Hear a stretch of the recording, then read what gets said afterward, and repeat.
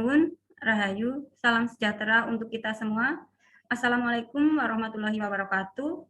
Om Swastiastu, Shalom, Namo Buddhaya, salam kebajikan, salam Pancasila.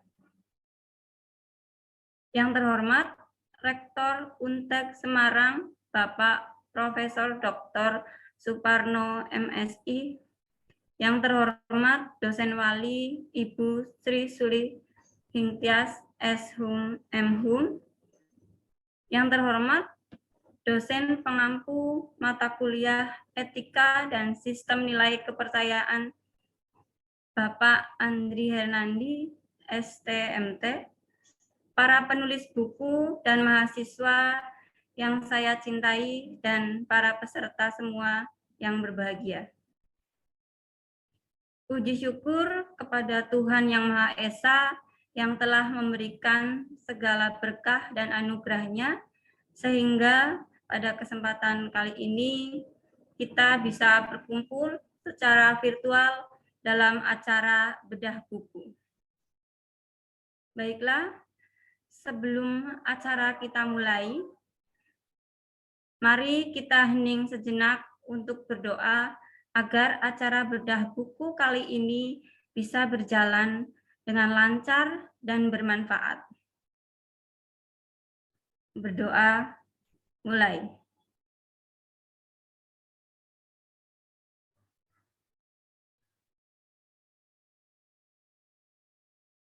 Selesai. Baik, perkenalkan, saya Anggun Purnawati, salah satu mahasiswi dari Prodi Penghayat Kepercayaan Terhadap Tuhan Yang Maha Esa, yang akan memandu perjalanan acara webinar bedah buku yang berjudul Karakteristik Penghayat Kepercayaan Terhadap Tuhan Yang Maha Esa.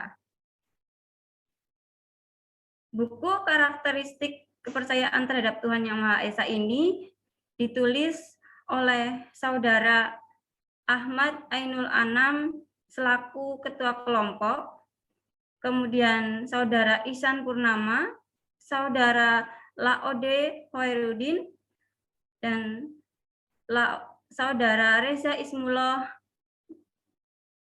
kemudian yang paling cantik, Saudari Rini Purwaka Putri.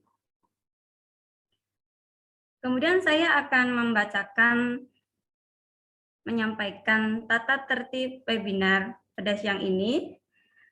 Yang pertama, pemateri diharapkan mengaktifkan kamera selama presentasi. Yang kedua, peserta dimohon untuk tidak mengaktifkan mikrofon pada saat pemaparan materi berlangsung. Yang ketiga, peserta dapat mengajukan pertanyaan melalui kolom chat dengan menyebutkan nama dan asal daerah. Yang keempat, link presensi akan dibagikan oleh panitia di kolom chat, dan jika yang berminat membeli buku dapat mengisi form presensi. Kemudian, masing-masing narasumber diberi waktu 5-10 menit atau menyesuaikan. Untuk yang selanjutnya, sambutan oleh Ketua Kelompok, yaitu Saudara Ahmad Ainul Anam.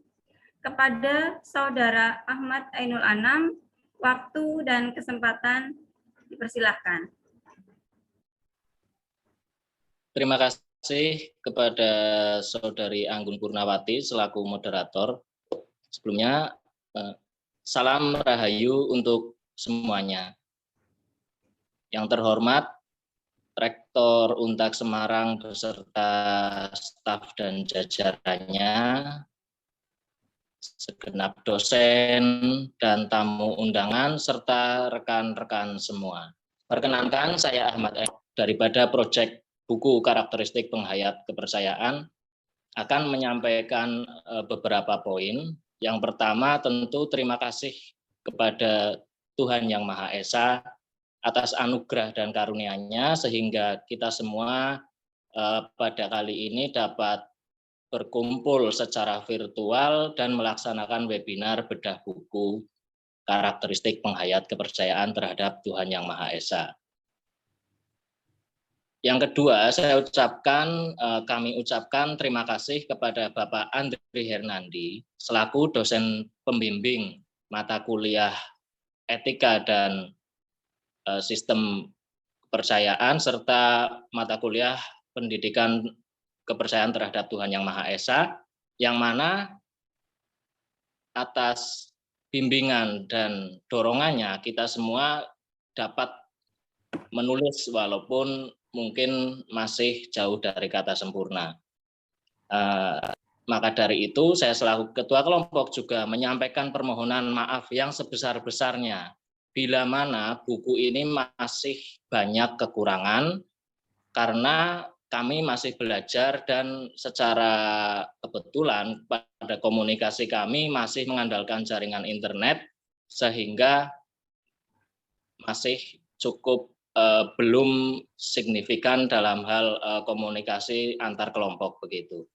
Perlu saya sampaikan buku ini merupakan secuil tulisan yang mungkin dapat menambah wawasan kita semua khususnya tentang penghayat kepercayaan. Adapun sejumlah muatan yang ada di dalam buku ini diantaranya latar belakang karakteristik, lalu tentang karakteristik penghayat itu sendiri, lalu ada dinamika sosial atau perubahan-perubahan yang turut mempengaruhi karakteristik masyarakat, kemudian ada kepribadian masyarakat penghayat yang turut memberi peran besar dalam karakteristiknya, hingga budaya sebagai unsur kehidupan masyarakat penghayat yang tentunya juga turut menjadi ciri khas dalam kehidupan masyarakat penghayat. Selebihnya nanti materi-materi tersebut akan disampaikan oleh masing-masing penulis dan kepada seluruh peserta atau tamu undangan dalam webinar ini nanti bisa bertanya langsung kepada kami pada saat sesi tanya jawab. Demikian yang dapat kami sampaikan. Waktu dan kesempatan saya kembalikan kepada saudari moderator. Monggo. Baik, terima kasih kepada saudara Ahmad Ainul Anam. Kemudian langsung saja untuk materi akan segera dipaparkan. Yang pertama mengenai latar belakang akan disampaikan oleh saudara Reza Ismuloh. Kepada saudara Reza Ismuloh, waktu dan tempat, waktu dan kesempatan dipersilakan. Baik, terima kasih atas waktunya. Latar belakang menjelaskan tentang karakteristik. Karakteristik itu naik aja. Karakteristik penghayat kepercayaan terhadap Tuhan Yang Maha Esa. Penghayat kepercayaan terhadap Tuhan Yang Maha Esa merupakan seorang yang menganut kepercayaan terhadap Tuhan Yang Maha Esa. Secara universitas, ciri khas yang membedakan penghayat kepercayaan terhadap Tuhan Yang Maha Esa yaitu penghayat kepercayaan terhadap Tuhan Yang Maha Esa berasal dari bumi Indonesia dan hanya milik bangsa Indonesia. Sudah ada sejak zaman dahulu sebelum adanya agama-agama pendatang yang saat ini banyak dikenal dan diketahui masyarakat pada umumnya. Baik, terima kasih kepada Reza Ismuloh, saudara Reza Ismuloh. Ya. Untuk yang selanjutnya, materi akan disampaikan oleh saudari Rini Purwaka Putri.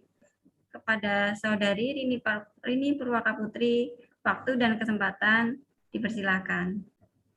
Baik, terima kasih atas kesempatan yang telah diberikan. Salam Rahayu. Selamat siang kepada Bapak, Ibu, dan teman-teman peserta webinar tahap 3 pada hari ini. Perkenalkan, saya Rini Purwaka Putri. Pada hari ini, izinkan saya sedikit mengulas hasil penulisan saya pada bab 2, yaitu dengan judul bab karakter penghayat kepercayaan terhadap Tuhan Yang Maha Esa. Nah, tadi sebelumnya sudah diuraikan sedikit oleh Mas Reza, bab 1 mengenai apa itu definisi karakter serta pengertian penghayat kepercayaan. Karakter adalah ciri atau ciri khas, sedangkan penghayat kepercayaan adalah seseorang yang mengakui dan menyatakan sebagai kepercayaan terhadap Tuhan Yang Maha Esa dengan menghayati dan mengamalkan ajaran kepercayaan. Kemudian bab selanjutnya, bab 2, karakter penghayat kepercayaan terhadap Tuhan Yang Maha Esa. Baik. Setiap manusia memiliki karakter atau sifat yang berbeda satu dengan yang lainnya. Begitupun dengan penghayat kepercayaan.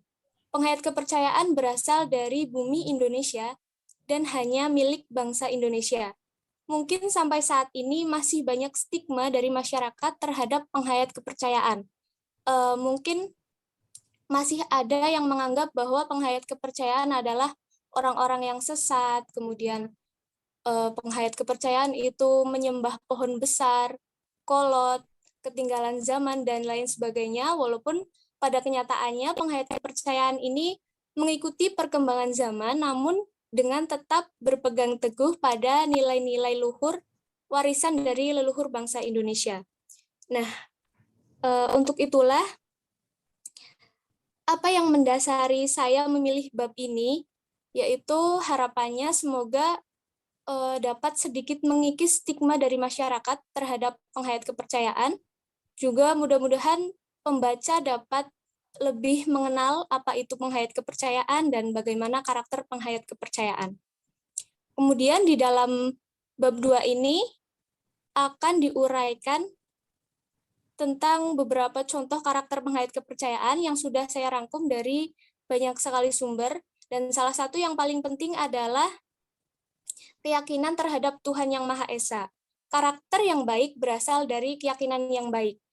Nah, penghayat kepercayaan meyakini Tuhan Yang Maha Esa sebagai Sang Pencipta yang menciptakan semua makhluk dan alam semesta seisinya serta sebagai segala sumber kehidupan. Kemudian di dalam bab 2 ini juga akan diuraikan mengenai faktor terbentuknya karakteristik penghayat kepercayaan.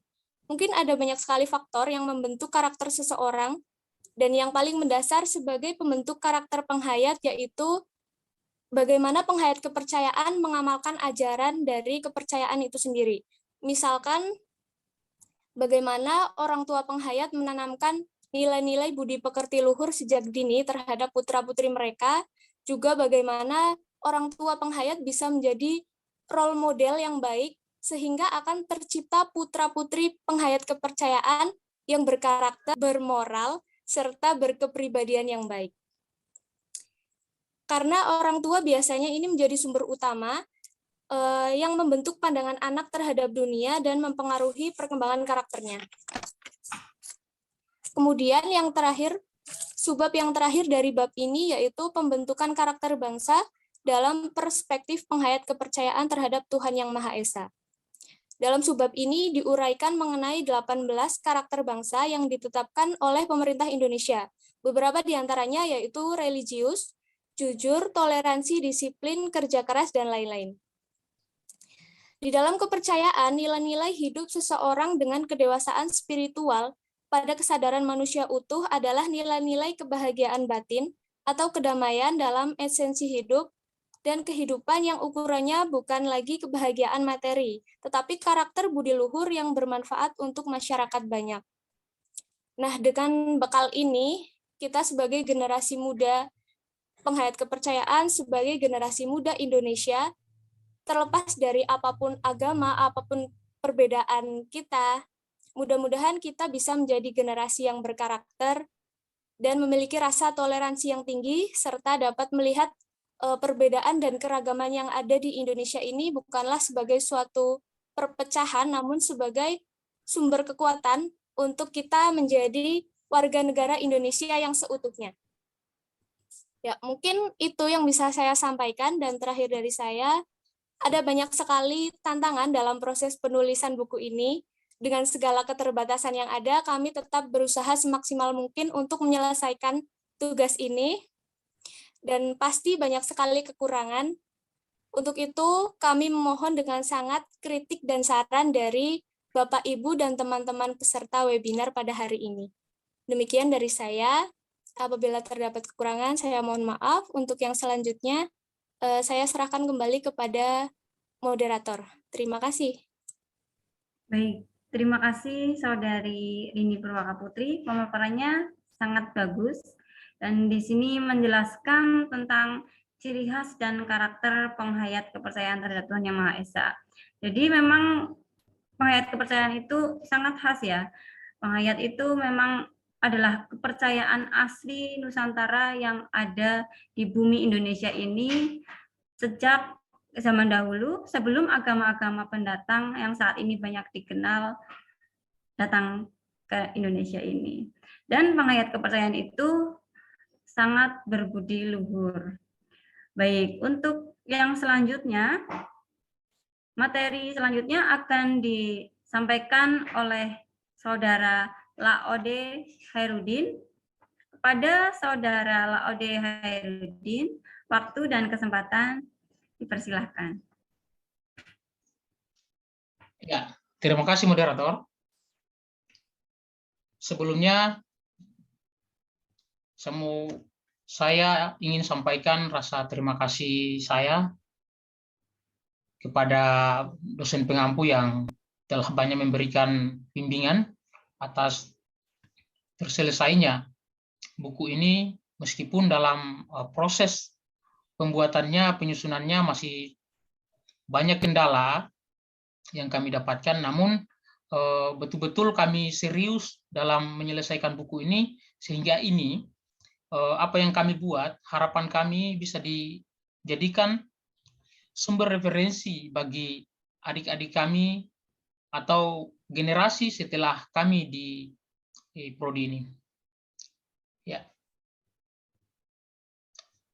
Terima kasih atas kesempatannya moderator, kemudian peserta webinar, kawan-kawan sekalian yang sempat hadir. Pada materi kali ini, saya di bab 2, di mana materinya membahas tentang dinamika sosial penghayat kepercayaan terhadap Tuhan yang Maha Esa. Hal yang mendasari kami sehingga berkontribusi dalam penulisan buku ini, yang pertama itu membuat kami tertantang karena ini sebuah hal baru yang kami lakukan. Semoga ke depan itu bisa kami lakukan revisi sebagaimana baiknya. Ya, lanjut pada materi bahwa kemajuan teknologi dan perkembangan dinamika kehidupan sosial masyarakat menuntut para penghayat kepercayaan dapat beradaptasi. Sebagai pewaris nilai-nilai budaya leluhur, harus mampu menunjukkan eksistensi di tengah arus zaman. Dalam novel Ronggeng Duku, Paruh, secara tegas dikatakan bahwa eksistensi kelompok penghayat dilindungi oleh undang-undang, dan memilih kepercayaan itu merupakan hak asasi kemanusiaan.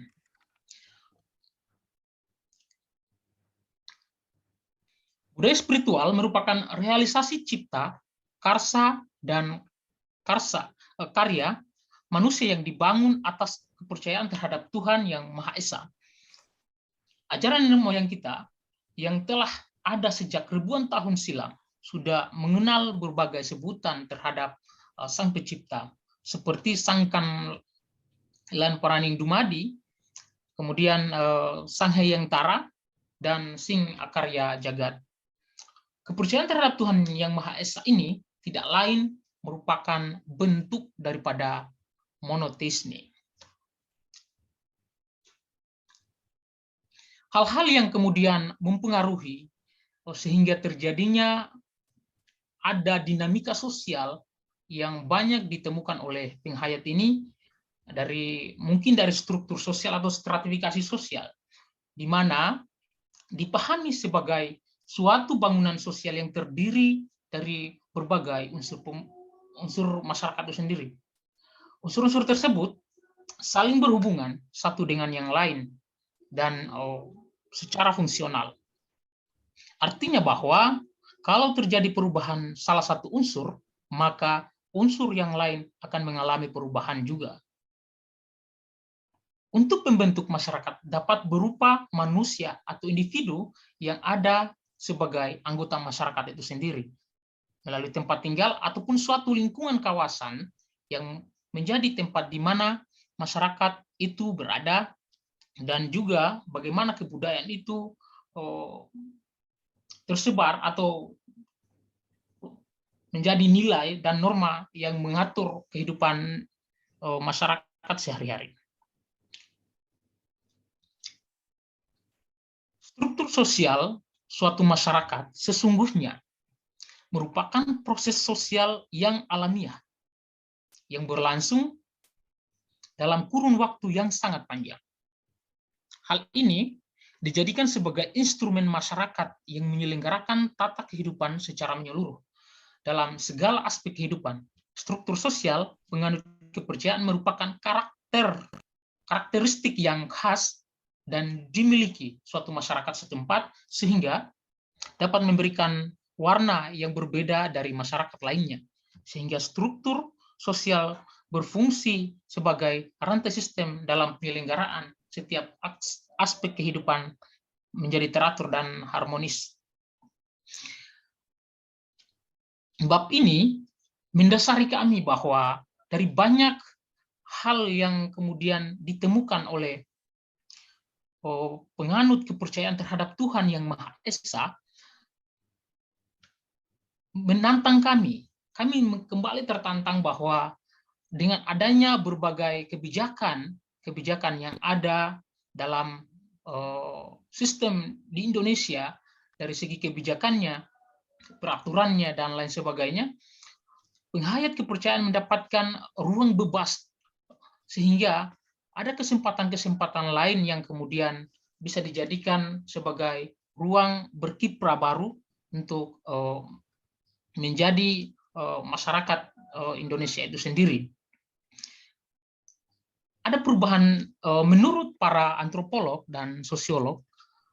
Kepercayaan merupakan sistem keyakinan yang dianut dan diwujudkan dalam tindakan oleh suatu kelompok atau masyarakat tertentu dalam menginterpretasikan dan memberi respon terhadap apa yang dirasakan dan diyakini sebagai sesuatu yang suci. Hemat kami, selain penghayat kepercayaan terhadap Tuhan yang Maha Esa yang menerapkan keyakinan secara murni, ada fenomena sinkretisme yang terjadi dalam masyarakat kepercayaan itu sendiri. Sehingga inilah yang kemudian merubah pola pikir atau stigmatisasi yang kemudian menjadi wacana baru, doktrinisasi, kemudian seperti yang pernah disampaikan kawan-kawan sebelumnya bahwa masyarakat penghayat itu terpetak menjadi 3. Ada yang melakukan secara murni, ada juga yang karena gabungan tradisi, ada juga yang kemudian hanya dianggap sebagai budaya. Seperti itu. Inilah yang kemudian menjadi alasan bahwa kami lebih pada mengambil sampel di Jawa. Ini suatu hal yang tidak dapat dihindarkan. Ya, sebab masyarakat Jawa misalnya memiliki etos untuk menghormati dan menghayati nilai-nilai kemanusiaan dan berbagai sumber kepercayaan. Etos inilah yang kemudian dipergunakan oleh Empu Tantular untuk mengonsepsikan Bhinneka Tunggal Ika, yang artinya berbeda-beda tetapi tetap satu. Artinya kepercayaan dan agama Nusantara memang banyak jumlahnya, tetapi pada hakikatnya dianggap satu tujuan, yakni menuju Tuhan yang Maha Esa. Anggapan inilah yang pada akhirnya membuat orang Jawa mengadopsi ajaran dan ritual agama lain, sebab cara untuk berbakti kepada Tuhan. Ya, sehingga perubahan-perubahan sosial yang terjadi dalam masyarakat, entah itu disebabkan karena difusi, akulturasi, asimilasi, inovasi, internalisasi, ataupun enkulturasi, inilah yang kemudian menjadi alasan kami sehingga bab ini harus dimunculkan, meskipun dalam proses pembuatannya banyak yang menjadi kendala. Pertama, kami kendala dalam referensi, karena dalam situasi kami mencari instrumen untuk bahan rujukan kami, banyak referensi yang memang tidak sesuai, hanya kami mencoba untuk mensinkronisasi sehingga bisa sampai pada tahapan penyelesaian buku ini. Mungkin itu saja dulu Kak Anggun. Nanti kita akan lebih aktif pada sesi tanya jawab. Terima kasih. Salam Rahayu. Baik, terima kasih Rahayu. Wah, semakin ke sini pembahasan materinya sepertinya semakin menarik nih. Tadi itu Saudara Laode itu menyampaikan tentang dinamika sosial. Jadi di dinamika sosial bagi para penghayat kepercayaan itu sangat mengalami perubahan dari unsur-unsur sosial di masyarakat sehingga muncul tata kehidupan yang baru. Nah, dari dinamika-dinamika ini, kita sebagai penghayat kepercayaan harus mampu menyaring bagaimana agar kita tidak terkontaminasi oleh yang lainnya, seperti itu. Kemudian, untuk sesi selanjutnya itu akan membahas tentang kepribadian. Bagaimana sih kepribadian penghayat kepercayaan? Nah, itu akan disampaikan oleh Saudara Ahmad Ainul Anam. Baik, untuk Saudara Ahmad Ainul Anam, waktu dan kesempatan dipersilahkan. Baik, terima kasih kepada Saudari Anggun Purnawati selaku moderator. Saya Ahmad Ainul Anam di sini menulis tentang kepribadian penghayat kepercayaan. Yang saya tuliskan di sini ada 3 poin besar saja, yaitu penghayat kepercayaan sebagai makhluk religius, lalu sebagai manusia yang berbudi pekerti, dan kemudian sebagai manusia yang laku dalam menggayuh kasampurnaning urip begitu. Kepribadian penghayat kepercayaan, karakteristik erat kaitannya dengan kepribadian masyarakat penghayat kepercayaan terhadap Tuhan Yang Maha Esa dalam kesehariannya tidak terlepas dari aktivitas jasmani dan rohani. Sebab ada pedoman dalam masyarakat penghayat bahwa manusia terlahir tidaklah sendiri. Ada saudara yang menyertai dan ada zat suci yang menghidupi. Sehingga yang menjadi pedoman hidup masyarakat penghayat tidak sebatas yang bersifat materi saja, tapi juga yang bersifat imateri. Karakteristik masyarakat tidak terlepas dari diri masing-masing manusia. Setiap manusia merupakan kesatuan berbagai macam zat yang saling berperan aktif dalam gerakan dan kehidupannya. Sehingga untuk mengetahui lebih dalam tentang karakteristik masyarakat penghayat kepercayaan terhadap Tuhan Yang Maha Esa, maka kita juga perlu evaluasi mendalam pada diri manusia sehingga kita dapat mengetahui kepribadiannya begitu. Sifat religius atau spiritual dan religiositas tidak sebatas apa yang dilihat oleh mata terbuka. Manusia sebagai makhluk rohani bukanlah makhluk yang hanya mengerti urusan fisik atau urusan tata lahir saja. Sebab dalam kesatuan rohani manusia terdapat unsur sukma dan rasa. Sebagiannya mendefinisikan sukma sebagai sang hidup, sedangkan rasa merupakan tempat letaknya hidup.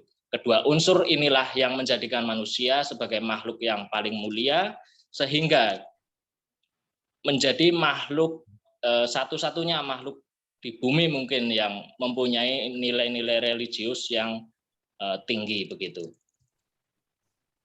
Penghayat sebagai pelaku religius tentunya ada pada batin tiap-tiap manusia penghayat kepercayaan terhadap Tuhan Yang Maha Esa. Sebab batin tiap pribadi manusia merupakan kunci pokok laku hidupnya manusia.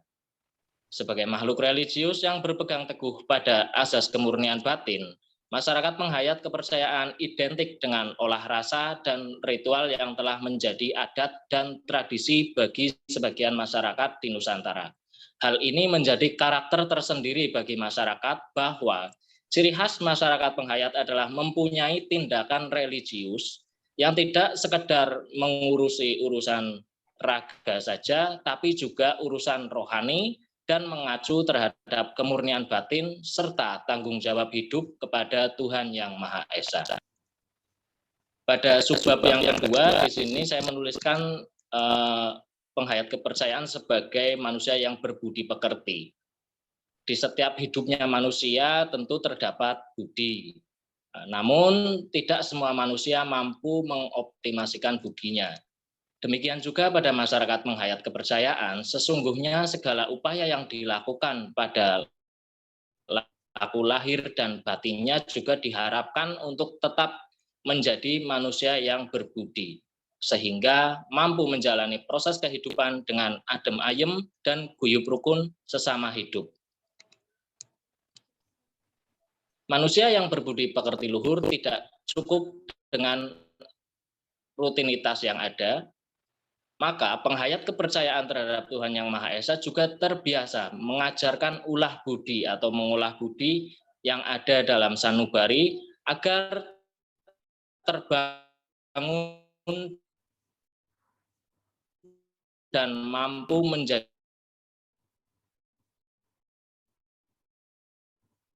luhur pada masanya. Lalu apa isi budi pekerti itu? Diantaranya dalam budi pekerti yang luhur kita dapat mengetahui tentang anggah ungguh, sopan santun, trap susila, subasita, hingga uda negara. Cermin daripada karakteristik pribadi manusia yang berbudi pekerti ada pada etika rasanya. Sehingga segala tingkah laku dan perbuatan merupakan wujud yang nyata atas dirinya. Penghayat kepercayaan terhadap Tuhan Yang Maha Esa juga didominasi oleh ilmu nyata atau dalam istilah Jawa itu disebut ilmu kasunyatan dalam hidup yang penuh kandungan budi pekerti yang dipraktekkan dalam keseharian bahkan dalam peribadatan. Di poin yang terakhir yaitu anggayuh kasampurnaneng urip. Nah, kepribadian penghayat kepercayaan ini sebagai semacam tujuannya adalah agar dapat mencapai kesempurnaan hidup. Menggapai kesempurnaan dalam hidup yang dimaksud bukanlah sempurna secara materi saja. Misalnya saya terlahir bergelimangan harta dan lalu menjadi orang pintar dan sebagainya, bukan sebatas itu. Tapi bagi masyarakat penghayat, diri sendiri sesama maupun dengan alam merupakan satu kesatuan yang tak dapat dipisahkan. Sehingga kesempurnaan hidup adalah mampu mengharmonisasikan segala unsur pada dirinya, terus dirinya dengan sesama, dirinya dengan alam, dan dirinya dengan Tuhan. Sebagai contoh kecil di masyarakat penghayat kepercayaan khususnya yang ada di Jawa, kita familiar atau kita populer mengenal istilah kalimat golek ana, golek ono, tapakeng kuntul melayang. Artinya carilah jejak telapak burung kuntul yang sedang terbang atau gampangnya burung bangau yang sedang terbang. Kalimat tersebut seolah seperti peribahasa yang sulit untuk dicerna. Bahkan kalau dalam penghayat kepercayaan, untuk mencari jejak burung bangau yang terbang itu diperlukan laku dan tirakat. Sehingga dalam kehidupan ini masyarakat penghayat juga disertai oleh laku dan tirakat yang turut membentuk ciri khas tersendiri bagi kehidupan bermasyarakat. Kurang lebihnya demikian Mbak Anggun. Bila mana terdapat kekurangan, saya mohon maaf yang sebesar-besarnya. Salam Rahayu. Baik, Rahayu. Terima kasih Saudara Ahmad Ainul Anam. Pemaparan materinya sangat bagus tentang kepribadian dan spiritual penghayat kepercayaan. Jadi spiritual dan religiositas itu tidak hanya terlihat dari luaran atau permukaan saja, sebenarnya kurang lebih seperti itu tadi. Dan semakin ke sini materinya semakin hangat dan semakin ingin tahu lebih banyak tentang penghayat kepercayaan itu sendiri. Untuk selanjutnya akan disampaikan oleh Saudara Ihsan Purnama materinya tentang budaya sebagai unsur dari kehidupan penghayat kepercayaan. Baik, untuk selanjutnya silakan kepada Saudara Ihsan Purnama, waktu dan kesempatan dipersilahkan. Baik, terima kasih Mbak Anggun, Bu Moderator pada kesempatan yang baik ini. Pada pembahasan ini saya akan menyampaikan tentang hasil tulisan mengenai budaya sebagai unsur kehidupan penghayat kepercayaan terhadap Tuhan Yang Maha Esa dan tradisi. Bapak Ibu yang kami hormati, peserta webinar yang kami banggakan, untuk meminimalisir waktu, saya akan membahas secara langsung mengenai apa yang menjadi hasil daripada tulisan kami, yaitu yang pertama adalah nilai-nilai budaya, yaitu seringkali dijadikan sebagai pandangan hidup atau paham yang dianut oleh individu atau kelompok masyarakat.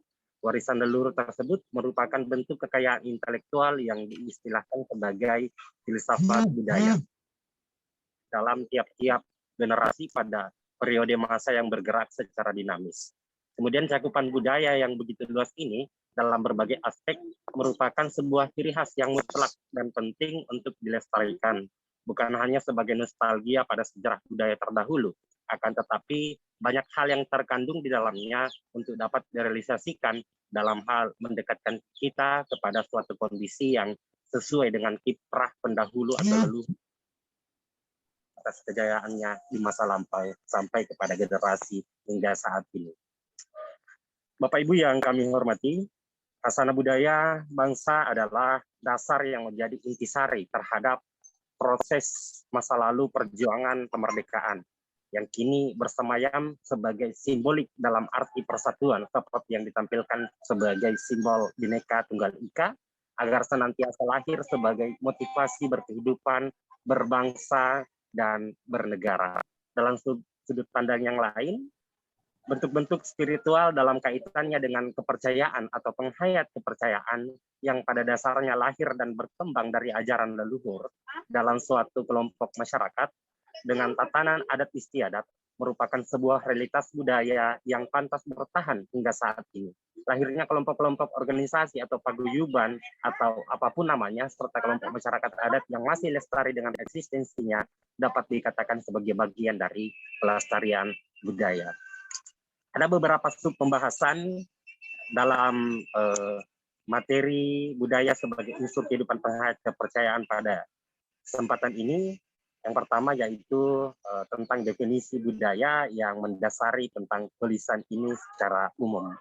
Terdapat berbagai macam pendapat yang selaras terhadap pengertian budaya, baik yang dijelaskan secara etimologi maupun secara epistemologi bahasa.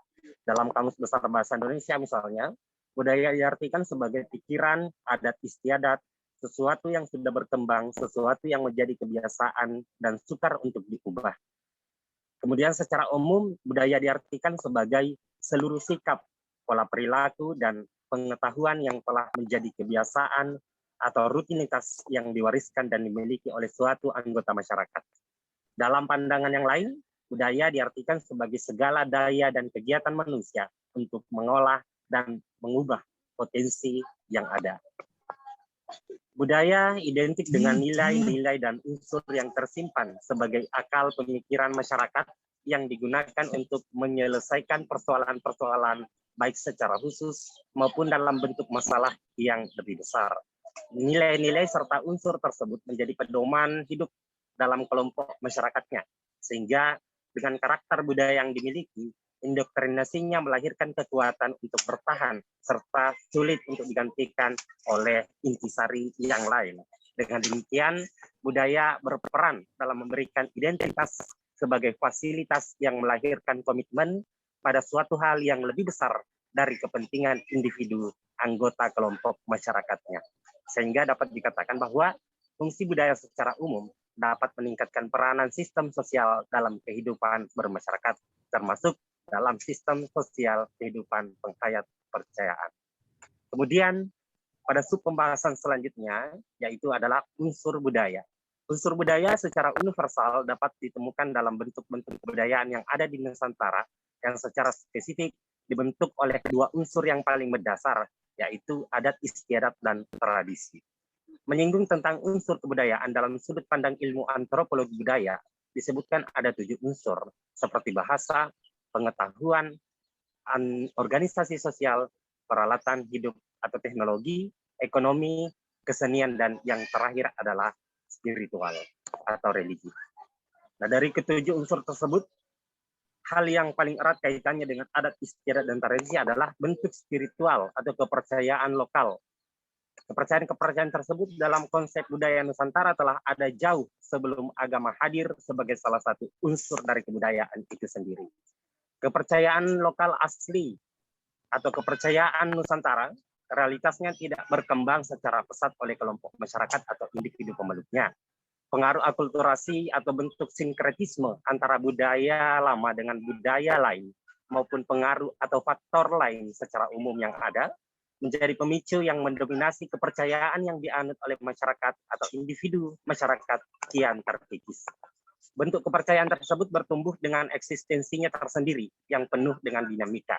Misalnya pada beberapa dinamika yang terdapat oleh kelompok-kelompok atau organisasi kepercayaan dalam wilayah Kepulauan Nusantara secara umum yang dapat penulis rangkum, seperti misalnya pada dinamika yang terjadi dengan kelompok masyarakat Uga Momalin atau Parmalin dan Pemena di Kepulauan Sumatera, Keharingan di Kepulauan Kalimantan, Kejawen dan Sunda Wiwitan yang mewakili yang ada di Pulau Jawa, masyarakat adat Toani Tolotong, Alu Todolo dan Tona Aswalian di Sulawesi misalnya, sampai pada Wototelu dan Marapu di Nusa Tenggara.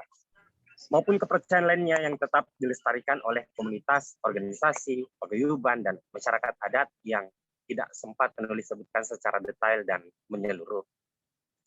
Pada sub pembahasan selanjutnya, penulis membahas tentang adat istiadat. Secara umum, adat istiadat adalah seperangkat aturan atau kebiasaan yang telah diikuti dalam jangka waktu yang cukup lama, mengakar dan menjadi pedoman menyeluruh dalam suatu masyarakat yang secara ideal mencerminkan jiwa dan kepribadian kelompok masyarakat tertentu. Adat istiadat mengandung berbagai macam aturan ideal, berfungsi dalam tata hubungan atau interaksi suatu masyarakat yang memiliki perbedaan satu sama lain karena histori yang terbentuk berbeda sesuai dengan kondisi, letak geografis, dan kebutuhan masyarakat itu sendiri. Setiap individu yang berpedoman pada adat istiadatnya senantiasa memerankan fungsi dan nilai dalam kehidupan bermasyarakat. Hal ini sejalan dengan kondisi realitas individu atau kelompok penghayat kepercayaan terhadap pengaktualisasian diri dalam hubungan sosial masyarakat, berpedoman pada ajaran-ajaran leluhur sebagai bentuk kepercayaan lokal sebagaimana yang telah penulis jelaskan sebelumnya. Sejatinya, kepercayaan lokal tersebut menjadi sumber bagi nilai-nilai adat dan tradisi karena berbasis pada spiritualitas yang tercermin dalam sikap, perilaku, dan praktek kehidupan dengan nuansa lokal dengan ciri khas tersendiri. Kemudian, adat sebagai sikap lahiriah.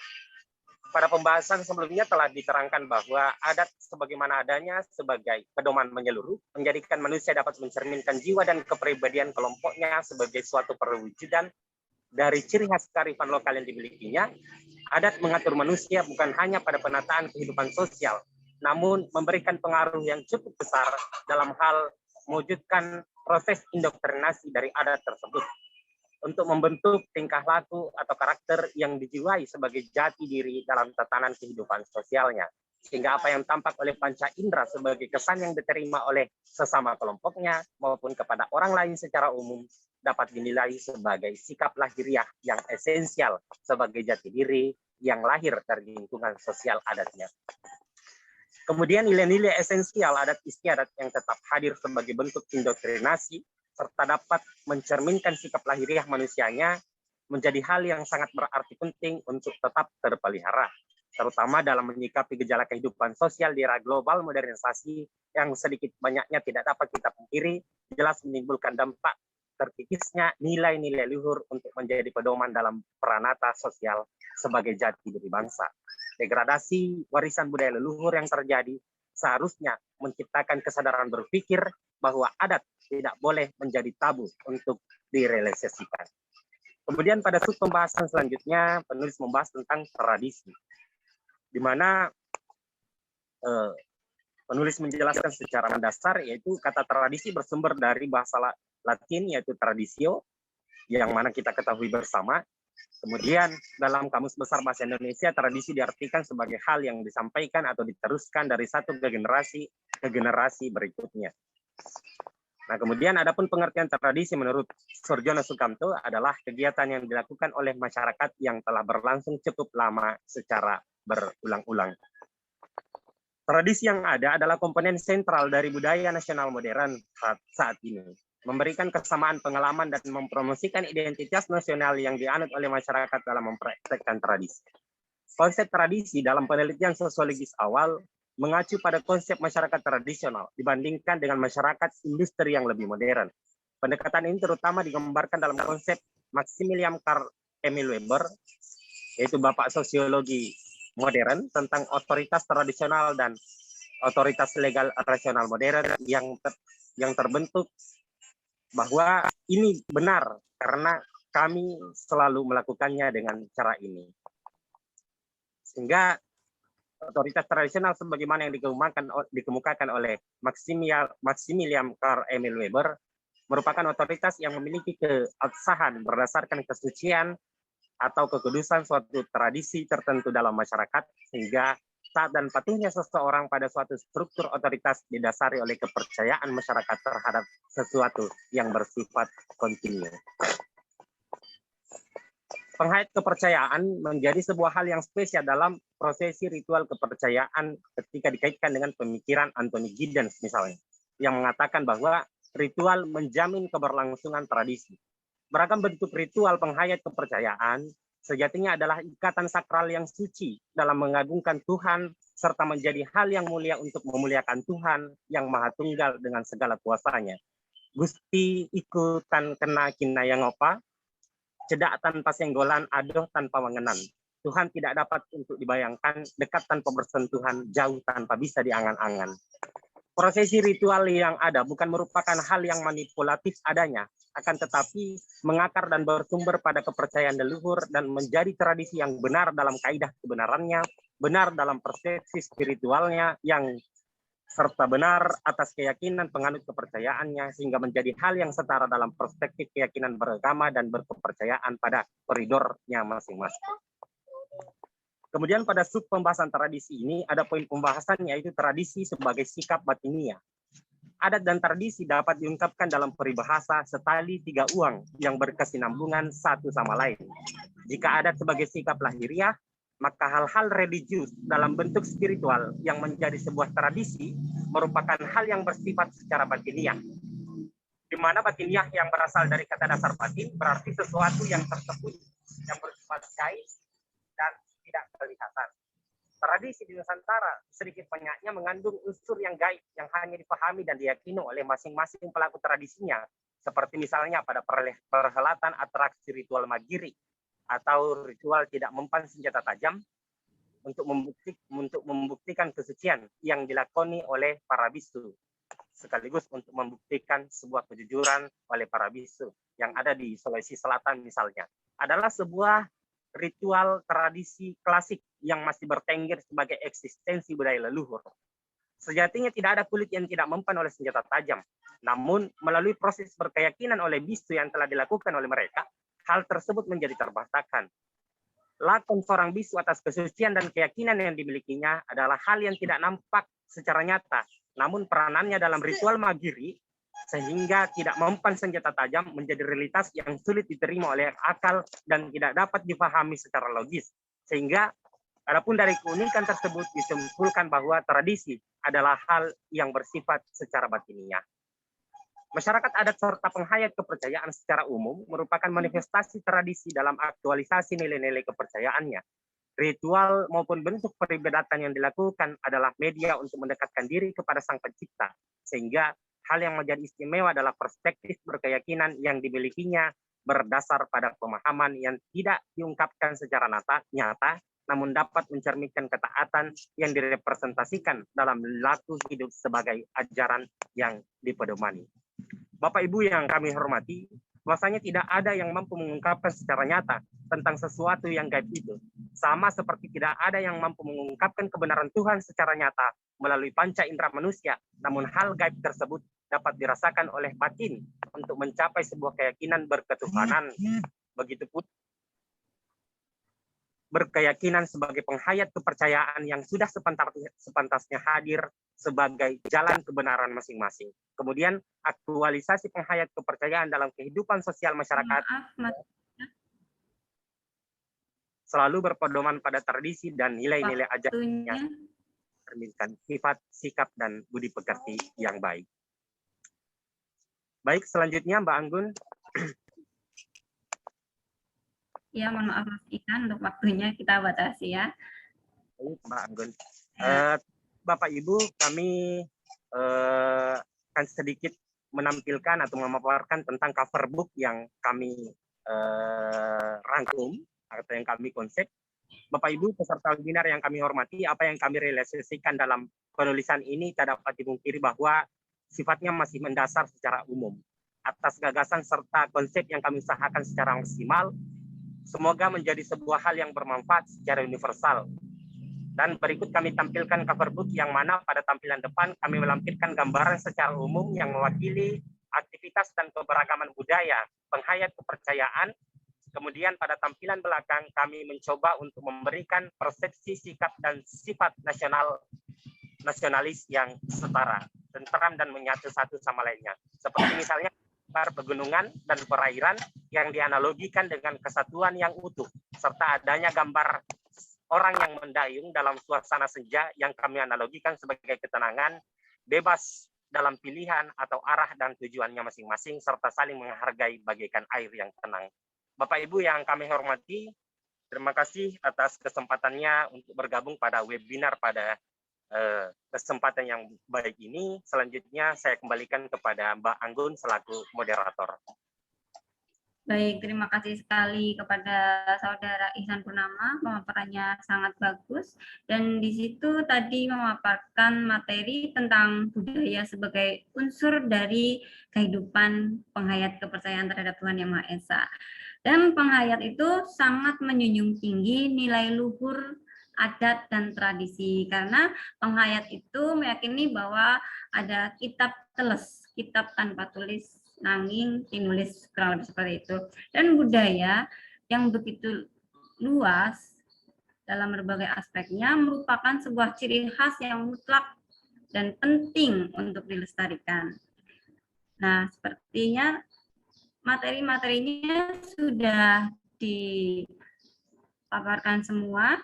Kepada Bapak Ibu yang ingin bertanya atau berpendapat, silahkan bisa raise hand atau bertanya di kolom chat.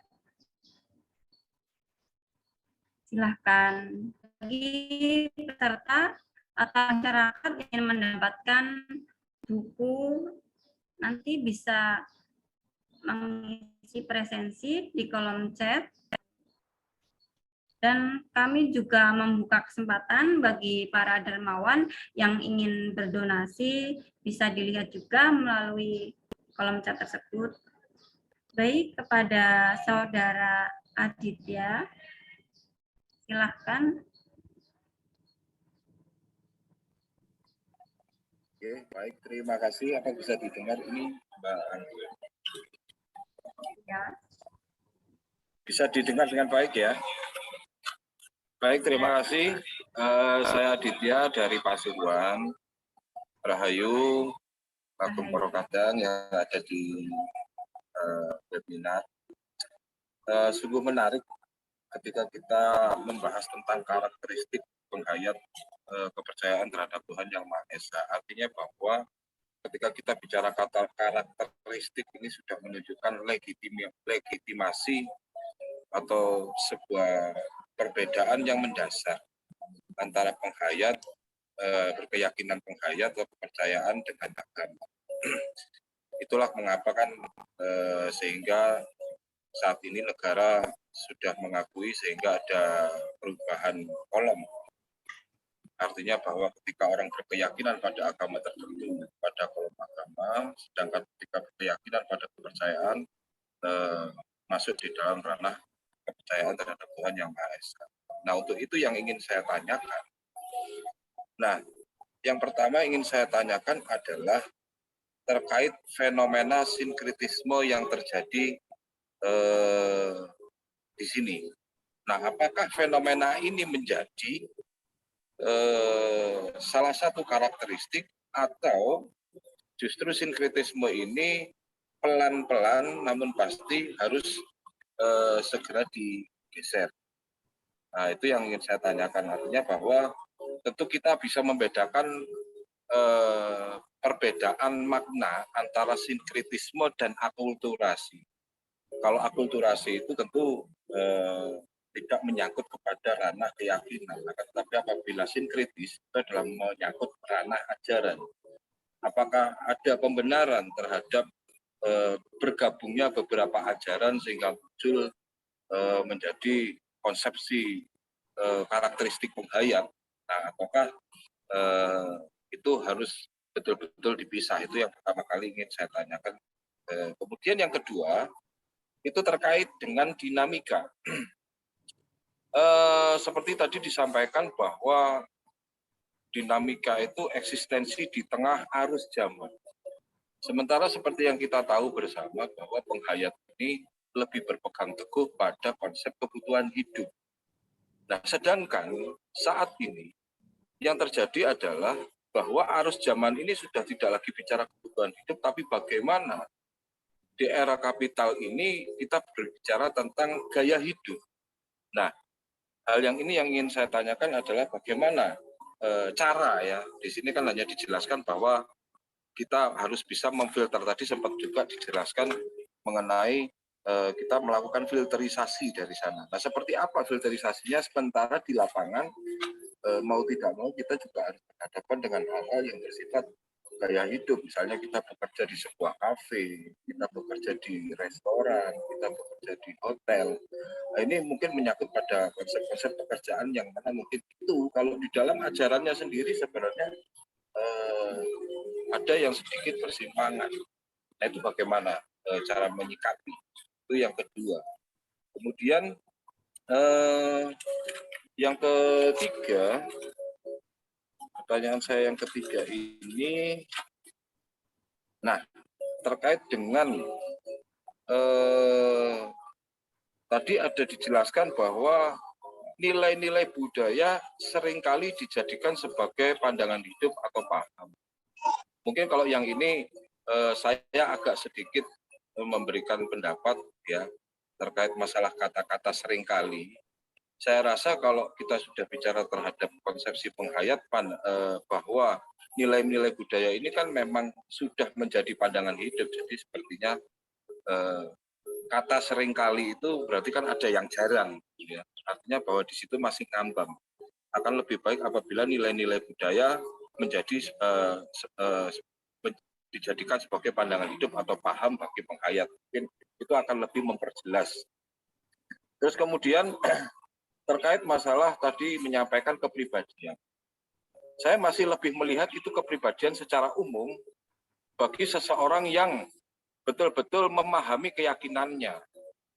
Baik itu agama maupun penghayat. Saya masih belum bisa melihat kepribadian tertentu yang memang mendefinisikan bahwa kepribadian itu adalah kepribadian penghayat. Jadi dari kepribadian tadi masih dijelaskan religius.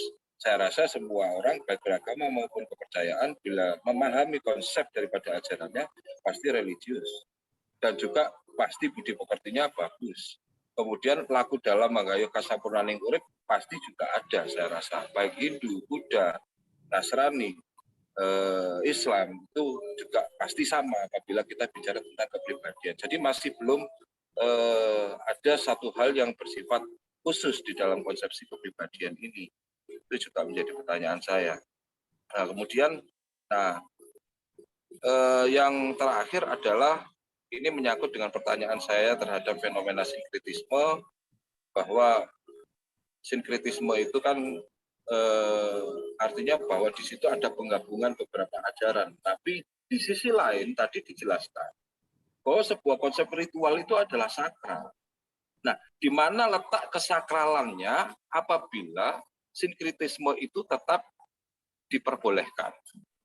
Padahal satu ajaran tertentu pasti memiliki disiplin ilmu, di mana disiplin ilmu itu adalah salah satunya ritual itu. Nah, contoh saja ketika kita bicara tentang satu ritual sedekah bumi. Nah, itu kan pasti kita punya disiplin-disiplin ilmunya sendiri. Nah, apabila terjadi sinkretisme, apakah itu tidak mengurangi esensi kesakralan? Nah, terjadinya sinkretisme itu yang ingin saya tanyakan kepada teman-teman yang menjelaskan. Mungkin itu saja dulu untuk sementara, nanti biar bisa nyambung dengan tanggapan-tanggapan dari teman-teman semuanya. Terima kasih. Rahayu, rahayu, rahayu. Rahayu. Baik, terima kasih sekali Bapak Aditya dari Pasuruan. Pertanyaannya sangat keren dan banyak sekali. Mudah-mudahan rekan-rekan penulis bisa menjawabnya dengan tepat. Dan jadi untuk yang pertama tadi pertanyaannya mengenai fenomena sinkretisme, dan yang kedua itu bagaimana cara memfilterisasi gaya hidup yang pada kenyataannya sekarang itu banyak yang melenceng, kurang lebih seperti itu.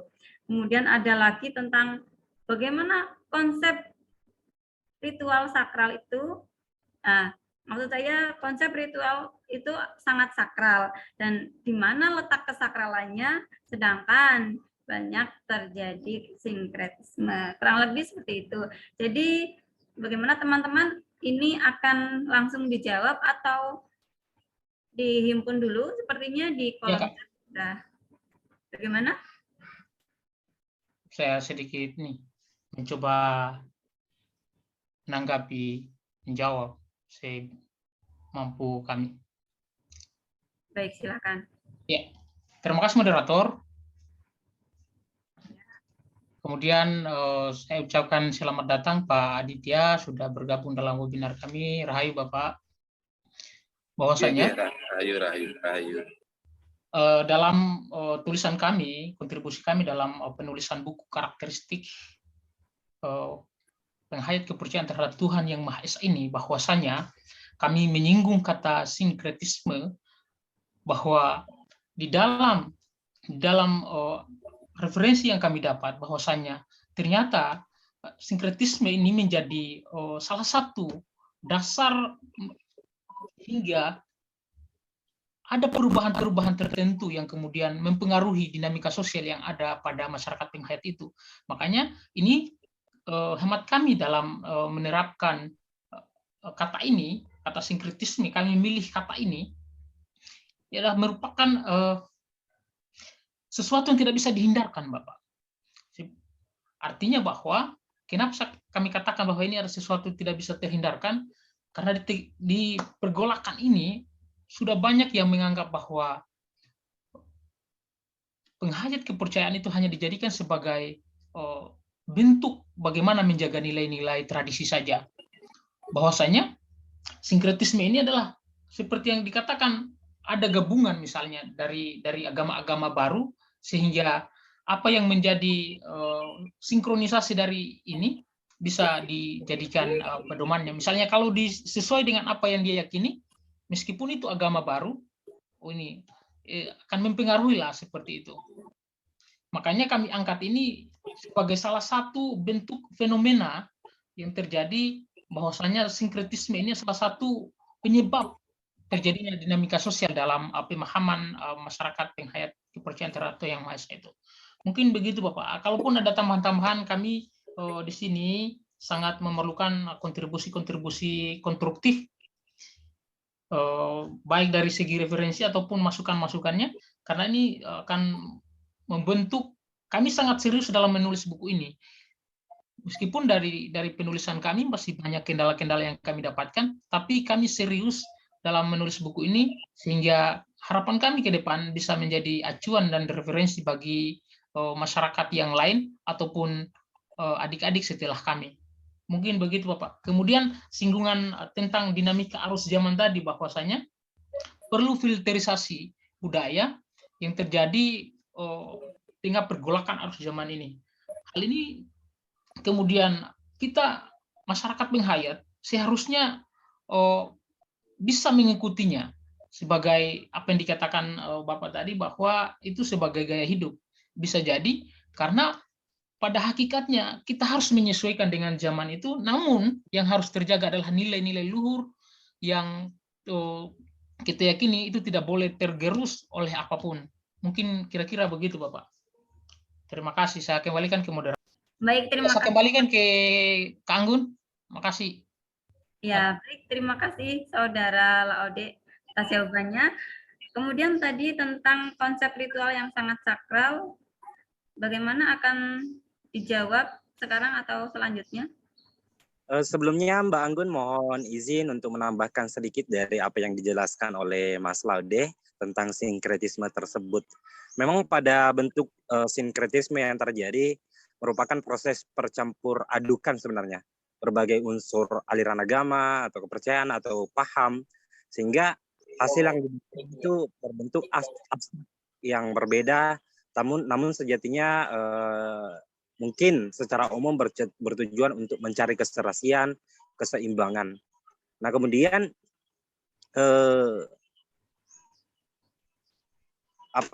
dengan demikian menegaskan sebuah kesatuan atau pendekatan yang melandasi, yang memungkinkan untuk berlaku inklusif pada agama lain misalnya.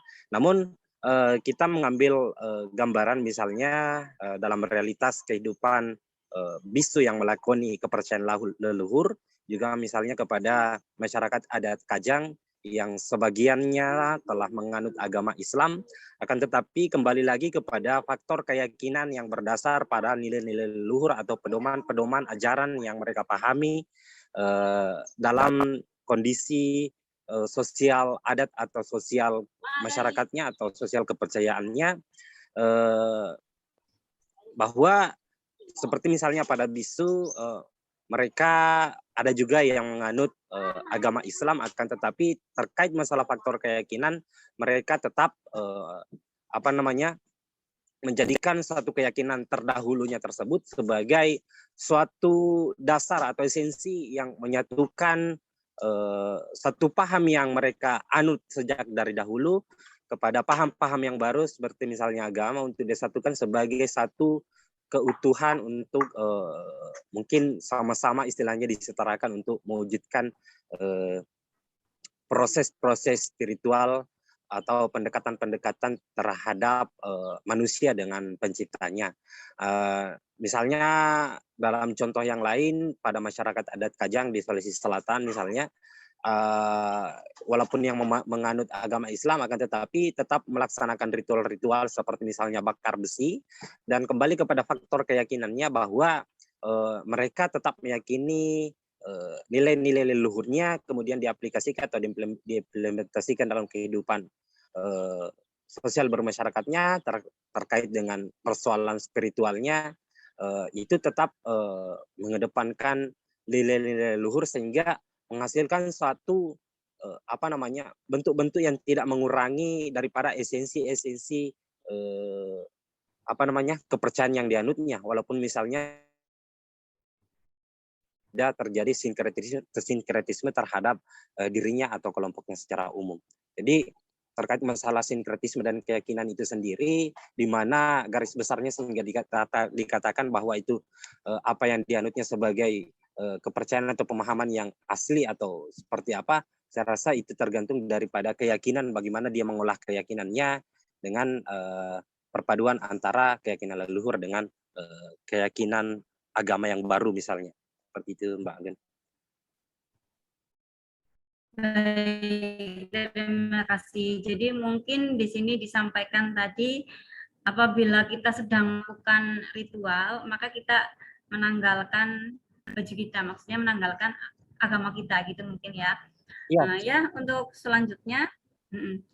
Karena sejatinya bahwasanya apapun bentuknya, ketika itu berhadapan dengan Tuhan, itu adalah salah satu itu merupakan sebuah jalan yang suci, yang sakral, yang istilahnya semuanya tidak dapat diganggu-gugat sesuai dengan kepercayaannya masing-masing, seperti itu. Baik, terima kasih. Mungkin Mas Ahmad Ainul Anam akan menambahkan.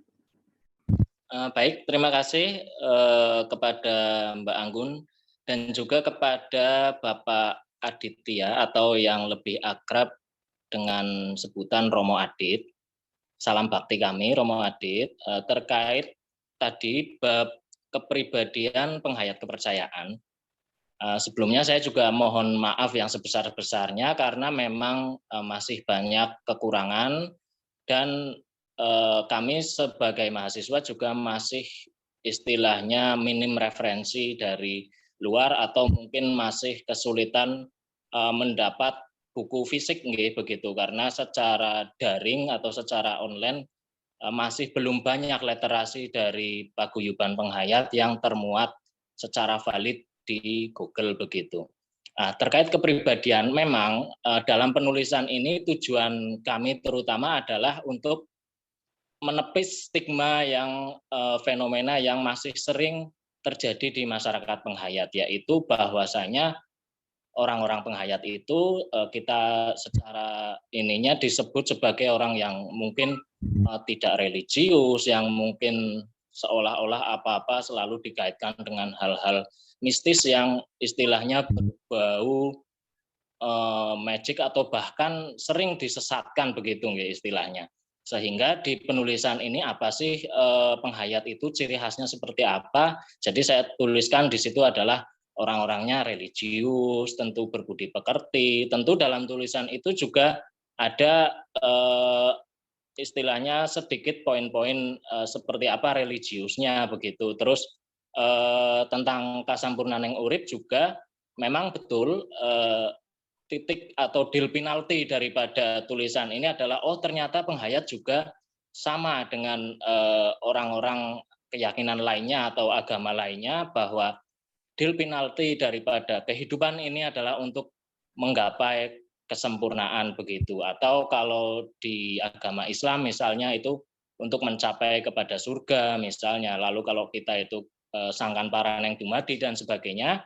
Sehingga dari penulisan ini kita bisa mengetahui bahwasanya memang secara universal saya menulisnya adalah bahwasanya ciri khas penghayat diantaranya seperti dalam poin-poin tersebut. Begitu moderator, terima kasih atas waktunya.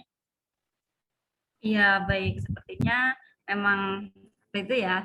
Jadi pada saat kita berdoa atau berspiritual, meminta berdoa kepada Tuhan itu hanyalah ketulusan yang akan diterima. Karena Tuhan karena kita pada saat ritual itu tidak ditanyakan apa agama kita, tapi dinilai dari ketulusan kita menuju Tuhan yang Maha Esa itu sendiri. Baik, Bapak Adit, apakah pertanyaannya sudah puas dengan jawaban-jawaban yang sudah dijawab dari rekan-rekan kami? Iya. Ini bukannya saya puas nggak puas ya, gitu. Artinya begini, kalau untuk yang Mas Anam tadi kepribadian oke lah, bisa diterima. Akan tetapi mungkin kurang detail ya. Saya rasa kepribadian itu kita akan menyangkut bahwa sikap kesukuan itu pasti ada, karena pada dasarnya kalau kita bicara bahwa ajaran kepercayaan itu kan seperti tadi dijelaskan, bahwa ajaran kepercayaan itu ada sebelum adanya agama pendatang. Berarti di situ kan kita bicara tentang ajaran leluhur yang sifatnya terus artinya pasti kesukuan itu kental. Dan tadi sepertinya juga tidak disinggung terkait mengenai bahasa. Bahwa sebenarnya begini sih, kalau hemat saya terkait masalah sinkretisme ini, saya paham kalau kita bicara spiritualitas itu pasti kita sudah bicara tentang tidak adanya sekat di sana. Akan tetapi itu kan nanti akan malah benturan dengan apa yang diupayakan oleh teman-teman kita, oleh sesepuh ini sepuh yang kemarin sampai dengan mengajukan sidang ke MK untuk supaya kolom dipisahkan antara kolom agama dan kolom kepercayaan. Nah, artinya seharusnya buku ini itu bisa memperkuat adanya apa yang sudah diperjuangkan oleh bini sepuh kita. Tapi kalau kita sendiri masih menganggap sinkretisme ini adalah hal yang biasa, seperti tadi dibilang, ya secara agama saya Islam, tapi saya masih tetap mengikuti ajaran leluhur. Nah ini kan artinya apa yang diperjuangkan oleh bini sepuh terhadap pembedaan kolom itu tidak punya arti atau tidak punya fungsi. Padahal justru harusnya buku ini ketika menjelaskan karakteristik penghayat, nah ini adalah definitif daripada membedakan oh kalau orang yang kolom agamanya Islam seperti ini, oh orang yang kolom agamanya kepercayaan terhadap Tuhan Yang Maha Esa itu begini. Itu konkretnya seharusnya bisa jelas di dalam buku ini, harapan saya. Jadi begitu. Sehingga sebenarnya jangan, kalau menurut saya ya, kalau kita bicara jadi spiritual ya ini bicara di dalam administratif negara ya. Artinya itu juga harus betul-betul menjadi satu kajian yang utuh. Nah, bisa dikatakan seperti itu. Karena kalau tidak begitu ya sampai saat ini pun kita akan kesulitan mendapatkan orang-orang yang pada akhirnya oke, kepercayaan atau penghayat sudah diakui negara, ayo kita pindah ke penghayat. Ya karena selama ini memang sebelum penghayat itu diakui, sinkretisme memang sudah terjadi. Artinya tidak menjadi masalah, mereka tetap kalau agamanya Islam, kalau agamanya Katolik atau Kristen, tapi mereka tetap mengikuti ajaran leluhur. Seperti tadi juga disampaikan, fenomena sinkretisme ada yang murni, ada yang ranah di dalam konsep budaya. Akan tetapi ini justru akan menjadi benturan kepada apa yang diperjuangkan oleh bini sepuh kita terhadap identitas itu tadi. Padahal di sini bukunya bicara karakteristik, berarti kan bicara tentang identitas. Artinya di sini buku ini harusnya menjelaskan lebih detail tentang identitas penghayat, kenapa sih kok harus ada kolom kepercayaan penghayat, kepercayaan terhadap Tuhan Yang Maha Esa, kenapa enggak usah aja gitu. Nah artinya disitulah yang sebenarnya masih belum saya dapatkan dari yang dijelaskan oleh teman-teman tadi. Seperti itu sih Pak Agun. Mungkin itu ya sebagai salah satu masukan, dan di sini tidak ada menyinggung masalah bahasa sama sekali, padahal bahasa itu sebenarnya kalau kita sebagai penghayat kan memahami pokok kosmo ibu bumi, maka kita juga paham yang namanya bahasa ibu, artinya bahwa seharusnya bahasa ibu ini masuk di dalam ranah karakteristik tersebut. Artinya di dalam kita berdoa yang menggunakan bahasa kesukuan kita masing-masing, yang Sunda pakai bahasa Sunda, yang Jawa bahasa Jawa, yang Batak pakai bahasa Batak. Artinya itu kan harusnya bisa menjadi satu nilai identifikasi. Mungkin itu saja Mbak Anggun. Terima kasih buat teman-teman, tetap semangat ya. Artinya saya senang buku ini bisa hadir, tapi saya harap itu bisa mempermudah lah gerakan yang lain untuk supaya akhirnya saya bisa menyadari sebenarnya saya ini lebih ke penghayat daripada seorang yang punya agama misalnya. Lebih baik saya pindah. Ini harapannya buku itu malah ke sana. Saya berharap begitu. Terima kasih Mbak Anggun, Rahayu. Baik, Rahayu, terima kasih sekali Bapak Aditya. Terima kasih juga atas masukan dan penambahan materinya, sangat bermanfaat bagi kami semua. Semoga untuk bisa jadi bahan untuk penulisan buku kami selanjutnya. Baik, di kolom chat ada beberapa pertanyaan dari saudara Miko Koko. Rahayu, perkenalkan saya Miko Koko dari Solo, dari organisasi Persada. Saya mau menanyakan suatu uraian dari penulis tadi. Tadi dijelaskan bahwa terciptanya alam semesta adalah bagian dari Tuhan Yang Maha Esa. Yang akan saya tanyakan, bagaimana terbentuknya karakteristik dalam diri manusia yang dari alam semesta itu? Dan faktor terbentuknya terdiri dari apa saja? Mohon dijelaskan agar ada faktor keseimbangan di antara karakteristik satu yang membentuk dari manusia itu sendiri, dan yang mohon dijelaskan agar ada faktor keseimbangan di antara karakteristik satu yang terbentuk dari manusia itu sendiri, dan yang kedua faktor karakteristik yang terbentuk dari alam semesta, yaitu Tuhan Yang Maha Esa. Terima kasih, Rahayu. Baik, rekan-rekan penulis, apakah mau langsung dijawab atau dihimpun dulu? Karena sudah ada pertanyaan selanjutnya juga.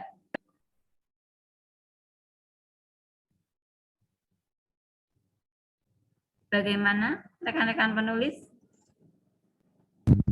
Baik, mungkin akan saya coba jawab sekilas begitu ya, Mbak Moderator.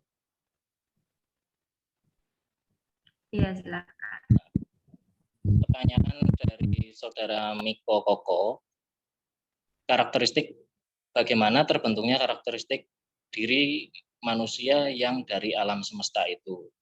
Nah, begini, kalau terkait manusia dan alam semesta dalam istilahnya penghayat khususnya di Jawa ini kita mengenal istilah jagat gede dan jagat cilik, atau di istilah baratnya itu makrokosmos dan mikrokosmos begitu. Sehingga apa yang ada di dalam diri manusia sesungguhnya itu mewakili daripada segala yang ada di alam raya. Misalnya ibaratnya demikian. Seumpama manusia, kalau di sebagian besar ini ya masyarakat penghayat di Jawa yang saya ketahui, misalnya saya ambil contoh dari Jawa, bahwasanya manusia itu merupakan kesatuan dari 4 unsur, ada bumi, ada air, ada angin, ada api begitu. Nah, di situ juga turut mendominasi, berperan aktif dalam pembentukan karakter, yang mana seumpama lebih menjadi orang yang pemarah, kita biasanya menyimpulkan itu artinya ada unsur api yang berlebih, seumpamanya demikian, sehingga karakteristik yang turut terbentuk dalam pribadi manusia juga perlu memang perlu keseimbangan di antara karakteristik dari di antara terciptanya dari alam begitu. Mungkin saya sedikit saja, ada yang mau ditambahkan dari teman-teman yang lain?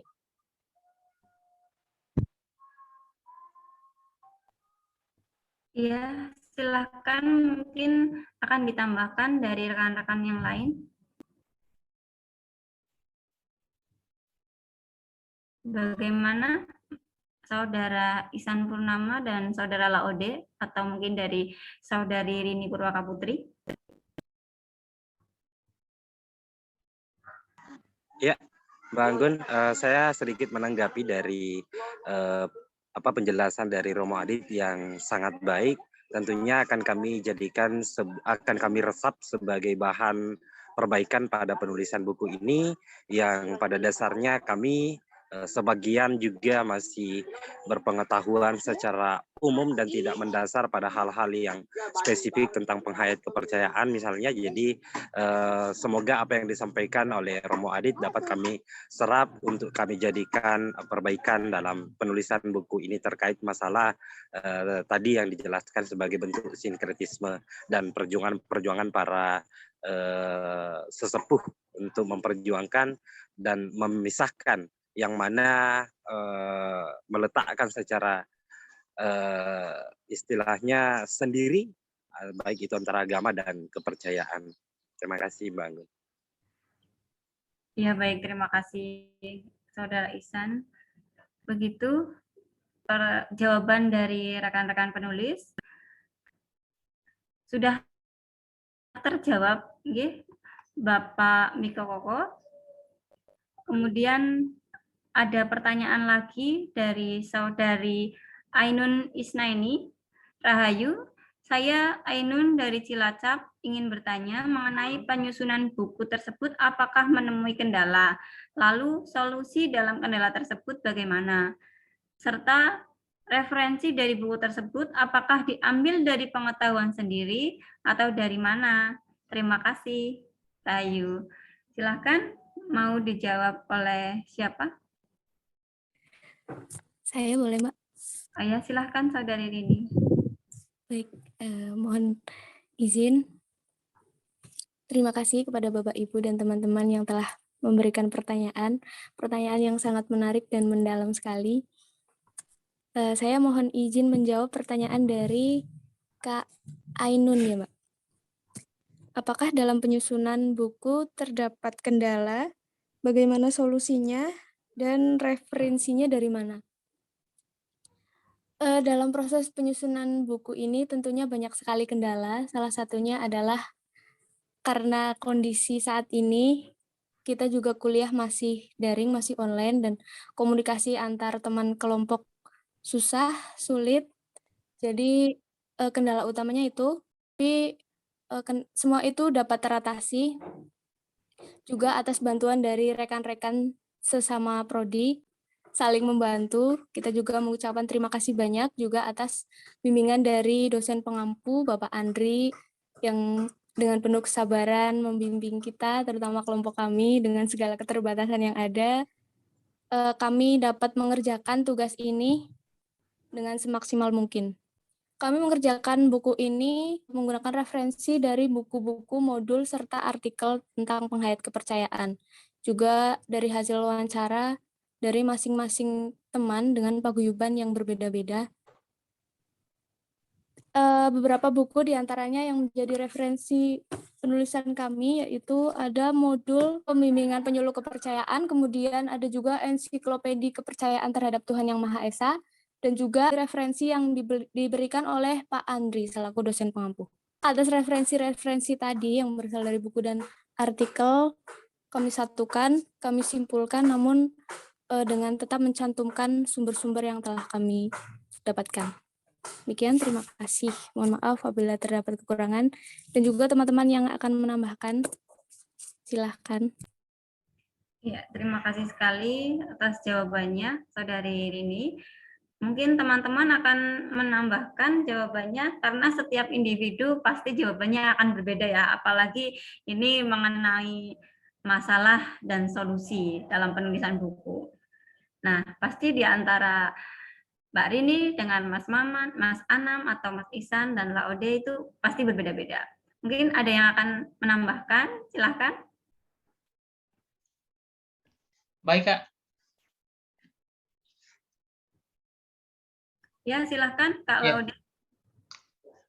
Sebenarnya mau ini bukan menambahkan, hanya bercerita sedikit tentang bagaimana ruwetnya dan proses pergolakan kita dalam menulis buku ini.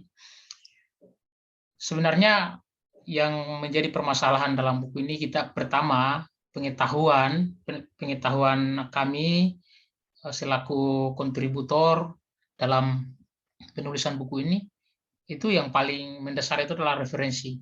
Referensi ini yang mempengaruhi pengetahuan kami, kemudian teman-teman juga yang sesama kelompok, kita saling menyupport.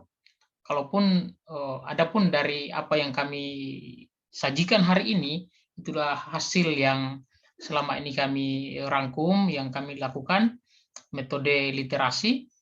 Dengan metode literasi ini yang ketika apa yang menjadi sajian kami tidak terlalu ini, mudah-mudahan ke depan bisa menjadi bahan acuan kami untuk bagaimana menjadikan buku ini lebih baik.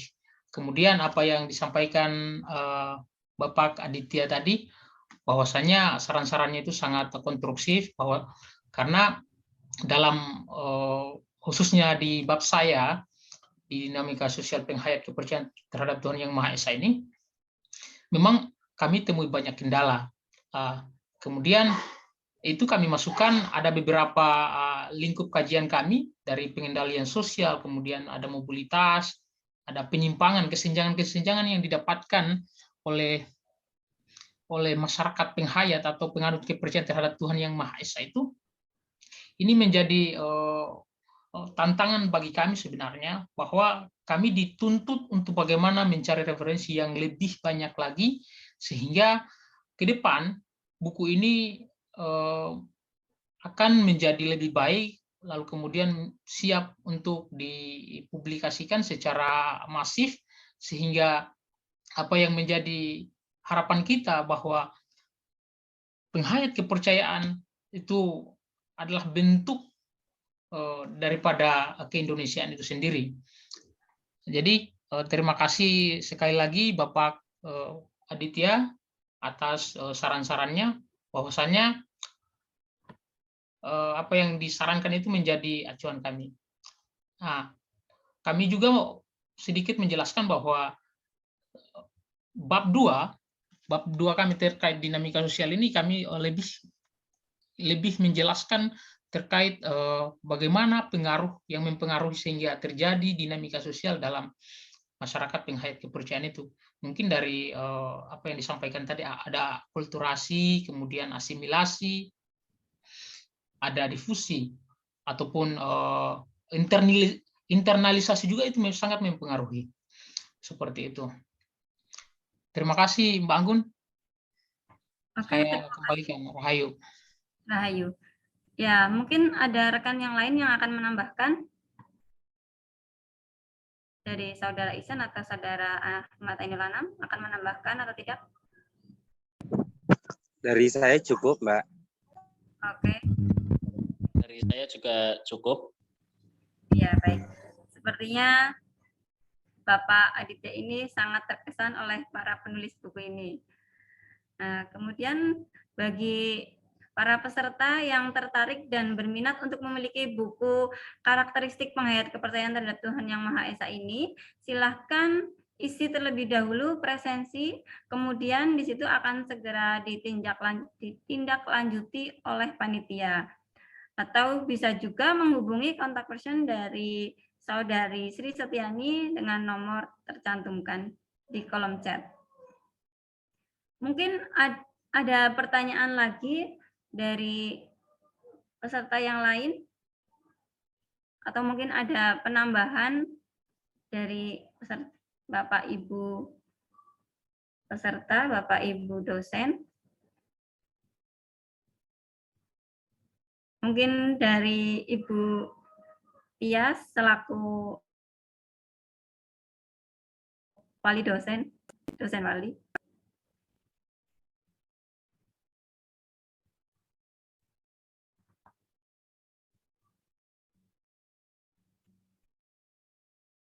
Ya, sepertinya sudah tidak ada yang akan bertanya atau menambahkan ya.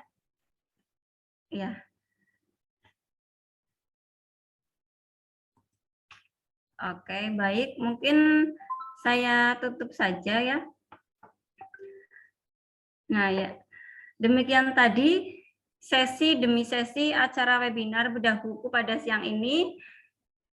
Acaranya sangat hidup, sangat keren, baik dari peserta, penulis, dan seluruh audiens yang ada sangat antusias. Suasana menjadi hangat dan kelihatan sangat penasaran dengan bukunya. Nanti linknya bisa kita dapatkan dari yang ada di kolom chat ya. Kemudian karena mungkin sudah tidak ada yang akan bertanya, sudah dirasa cukup, kita akhiri acara webinar kali ini. Semoga buku tersebut dapat bermanfaat bagi semua masyarakat, khususnya masyarakat penghayat kepercayaan terhadap Tuhan Yang Maha Esa, dan dari para penulis, para mahasiswi, mahasiswa penghayat kepercayaan terhadap Tuhan Yang Maha Esa, dan bisa juga sebagai acuan buat adik-adik mahasiswa-mahasiswi angkatan berikutnya. Mungkin akan ada tambahan dari Bapak Andri Hernandi. Silahkan. Ya, baik. Terima kasih ya. Rupanya cukup menarik lah yang namanya kegiatan atau diskusi hari ini ya. Jadi mungkin yang pertama saya mengapresiasi kepada seluruh rekan-rekan mahasiswa ya. Ini adalah salah satu sebenarnya tugas dari mata kuliah ya. Artinya kita memberanikan diri saja ya untuk bisa melakukan yang namanya sosialisasi atau mempublikasikan kira-kira apa yang menjadi gagasan dan ide daripada rekan-rekan mahasiswa. Yang tentu saja masih banyak yang perlu dilengkapi ya. Saya pikir wajar lah antara kekurangan dan kelebihan dari proses ini gitu. Jadi tapi intinya bahwa proses daripada kegiatan belajar mengajarnya itu sudah mulai ya. Dan pendekatan yang kita lakukan kan melakukan pendekatan berbasis project ya, project based learning, pembelajaran berbasis project di mana mahasiswa dituntut untuk membuat satu produk dan produknya ada, hasilnya ada gitu ya. Dan itu saya pikir saya akan apresiasi betul dengan yang namanya kegiatan daripada webinar ini ya. Dan ini adalah hasil akhir daripada kerja keras Anda. Kemudian bagaimana proses inquiry-nya, mencari pengetahuannya itu ya dari sana gitu ya. Walaupun tadi proses mencari pengetahuan itu banyak sekali kendala ya, karena kita tahu referensi kita tuh sangat yang namanya minim gitu. Nah, barangkali dengan ini ya, dengan ada langkah awal lah ini ya. Kita langkah awal, namanya Anda sebagai mahasiswa yang mengawali ya, pionir sebenarnya itu. Pasti itu apa namanya tuh mendapatkan yang namanya tantangan yang cukup besar juga gitu ya. Karena memang belum ada referensi-referensi. Mungkin preferensinya pendekatan perspektifnya hanya perspektif budaya secara umum, tapi secara kekhususannya nah itu belum dibangun. Nah, makanya dengan yang ini perlu juga nanti barangkali ini mungkin bisa, tadi ada beberapa diskusi yang cukup menarik ya, itu bisa jadi catatan-catatan dan bisa menjadi tugas akhir bagaimana metode proses daripada pendidikan dengan pendekatan daripada karakteristik masyarakat penghayat itu sendiri ya. Tentu saja masyarakat karakteristik penghayatnya yang beragam. Ada 187 masyarakat penghayat yang masuk di dalam catatan daripada saya dapat informasi itu dari kementerian itu ya, kurang lebih sekitar 178 bahkan bisa sampai 190. Dan dengan keragamannya ini ya justru apakah kita mau menjadikan jadi satu ya. Nah, itu juga harus kita hati-hati. Makanya apakah itu proses untuk menjadikan menghomogenisasi atau tidak? Atau misalkan karakteristiknya yang ragam itu yang menjadikan. Nah, itu yang sebenarnya kita memulai untuk mencari ya, proses inquiry-nya tuh, proses pencarian itu dilakukan di sini gitu. Dan yang selanjutnya terima kasih atas kerja kerasnya ya kepada seluruh penulis, kepada Laude, kepada Ihsan, kepada Rini, Ahmad ya, Ahmad Ainun, kemudian juga Reza tadi ya, yang telah kira-kira memberikan temuannya ya, tulisannya ya, baik itu sedikit banyaknya gitu ya, tapi minimal saya sudah melihat bahwa Anda melakukan proses pembelajaran ini dan mencari pengetahuan itu gitu ya. Walaupun pengetahuan itu ini kan namanya eksersis akademik, tetapi dari eksersis akademik ini juga kita memberikan kontribusi. Ada feedback ya, apa yang tadi mungkin daripada peserta yang hadir di sini ada feedback segala macam, mungkin ini akan memperkuat terhadap yang namanya nanti proses pelengkapan daripada buku ini. Ya, mudah-mudahan itu kita bisa lakukan ya. Dan ini Anda tahu kan, ini kita baru semester kedua ya. Ya, jadi semester 2 menurut saya sih luar biasa ya. Kita baru masuk segala macam sudah berkenalan dengan dunia luar gitu ya. Dunia yang di mana punya yang ragam terhadap yang baik itu ragam pemikiran, kemudian juga ragam pengetahuan dan sebagainya gitu. Dan yang terakhir tetap semangat ya, dan terus kerja keras ya, supaya bisa menghasilkan sesuatu dan Anda bisa menjadi pribadi-pribadi yang unggul ya. Itu saja mungkin yang bisa saya sampaikan, dan tentu saja saya menginformasikan kepada Bapak Ibu sekalian yang menjadi peserta, ini adalah seri kegiatan yang ketiga ya. Kita baru yang ketiga, jadi totalnya ada 6. Nanti kita ada selang waktu seminggu, kita akan mengadakan lagi kegiatan dengan judul yang berbeda ya, tetapi mengkaitkan dengan masalah etika dan sistem nilai di dalam masyarakat kepercayaan terhadap Tuhan Maha Esa. Dan menginformasikan juga, memang kita sudah membuat juga satu buku, itu adalah pengantar kepercayaan jilid 1 ya, kalau tidak salah ya. Jadi itu kita mendapatkan produk. Ya, mudah-mudahan produk awal anggaplah edisi pertama. Edisi pertama nanti dibaca, ada feedback, ada kekurangan segala macam, ada yang ini, ya, itulah suatu proses dinamika perkembangan terhadap pengetahuan itu sendiri.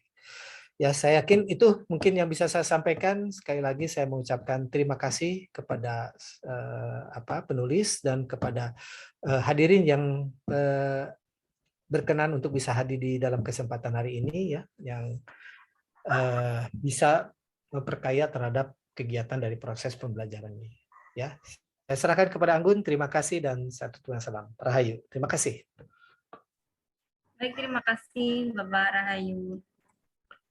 seperti yang sudah disampaikan tadi oleh Bapak Andri, untuk webinar-webinar selanjutnya masih ada 3 session lagi, pada hari Jumat, Sabtu, dan Minggu.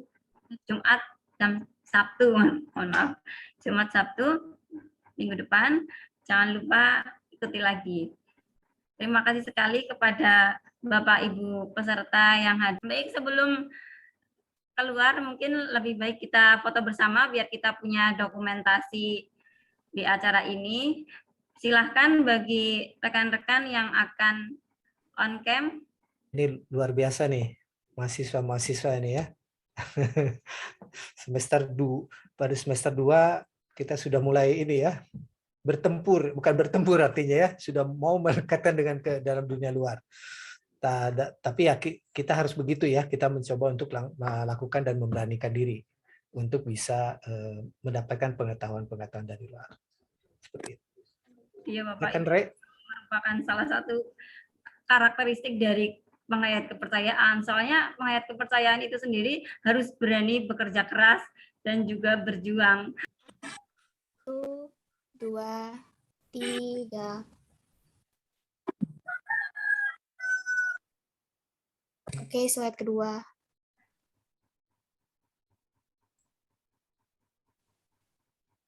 Satu, 2, 3. Sudah. Baik, terima kasih Saudari Renita Kusumawardani. Dan sekali lagi saya sampaikan apabila ada Bapak Ibu yang ingin mendapatkan buku-buku dari kami semua, nanti bisa menghubungi kontak person yang ada di kolom chat tadi. Dan jangan lupa untuk mengikuti webinar-webinar selanjutnya. Sekian bedah buku sore hari ini. Terima kasih. Wassalamualaikum warahmatullahi wabarakatuh. Rahayu, rahayu, rahayu. Rahayu. Rahayu Pak Andri.